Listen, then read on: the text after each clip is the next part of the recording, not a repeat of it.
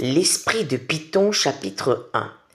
Alors, étant donné les difficultés que j'ai rencontrées pour faire ce live, je viens à toi sous forme de short. Je pense que ça va être royalement plus efficace. L'esprit de Python, rapidement, en 3 définitions. L'esprit de Python, c'était selon la mythologie grecque, le Python était un démon, c'était une divinité infernale. Mais malgré tout, cette divinité infernale avait été tuée par Apollon dans une ville qui s'appelait Delphes. Donc le culte d'Apollon, c'était un culte dédié à Apollon pythien. Pythien comme Python. D'accord? Alors voilà pour la première définition de l'esprit de Python. La deuxième définition, le python est un animal, c'est un serpent de grande taille, son corps est large et il n'est pas venimeux, mais il a une technique particulière pour tuer sa proie. Pourquoi je te parle du python? Parce que la Bible parle de l'esprit de Python, d'accord? Donc, mon but, c'est de te faire comprendre d'abord qu'est-ce que c'est que l'esprit de Python.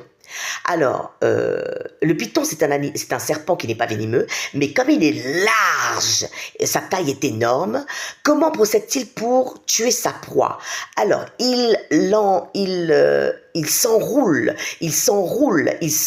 autour de sa proie jusqu'à l'étouffer, d'accord?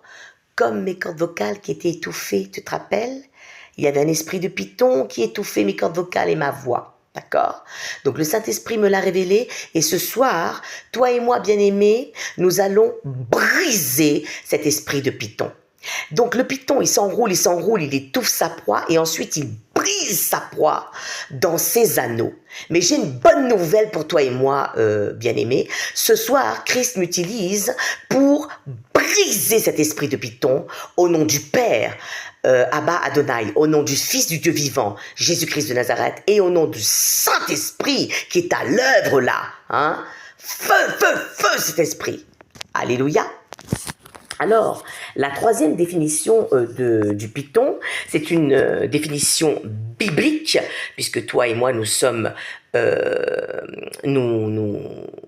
petits Christ, donc nous nous nourrissons de la Bible, qui sort de la bouche de Dieu et non la mienne.